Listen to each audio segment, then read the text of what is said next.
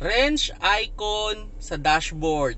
Ano ang ibig sabihin nito? Well, pag lumabas yan, normally for PMS na ang inyong sasakyan. Ideally, every 4,500 kilometers, lumalabas yan. Pero minsan, nakakalimutan i-reset ng kasa, kaya lumalabas yan.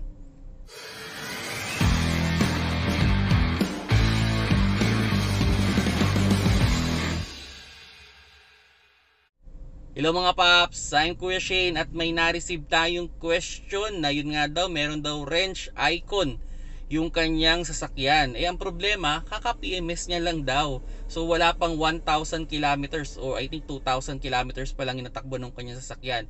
Pero may lumabas na. Well, ganito lang naman yan mga paps, no? Ideally kasi, lumalabas yan every 4,500 kilometers. Pero depende pa rin sa kotse ha. Pero yun, normally 4,500.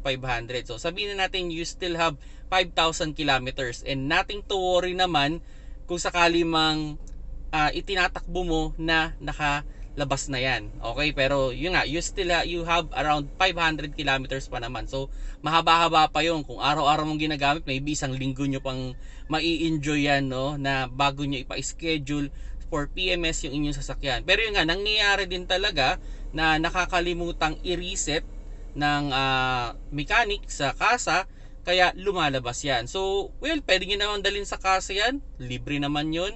Sabihin nyo lang. And kayo mismo, pwede nyo rin naman gawin yun. Actually, sa bawa, Mirage nga daw yung unit nya. Pinipindot lang yan. Hino-hold lang. So, may procedure naman yan online para makuha ninyo kung paano siya i-reset. Pero yun, reminders ko lang mga paps, no? Pag lumabas na yan, o sa tingin mo tumakbo ka na ng 5,000 kilometers at ang inilagay na oil sa inyong sasakyan ay mineral, okay? Mas okay na palitan nyo na agad, okay? Huwag nyo nang isagad pa, okay? Mas, sabi ko nga sa mga video ko before, mas mura ang pag-PPMS kaysa sa pagpapa-repair ng makina, okay? So now, kung yan naman ay fully synthetic, every 10,000 kilometers. Well, yung iba, kailangan i-top up. So, yun, sa kasa, normally tinatop up, ano? So, pwede namang i-top up kung sakaling kulang na or medyo kulang na ng konti yung oil, pwede nyo naman lagyan. At i-reset lang naman nila ulit yan.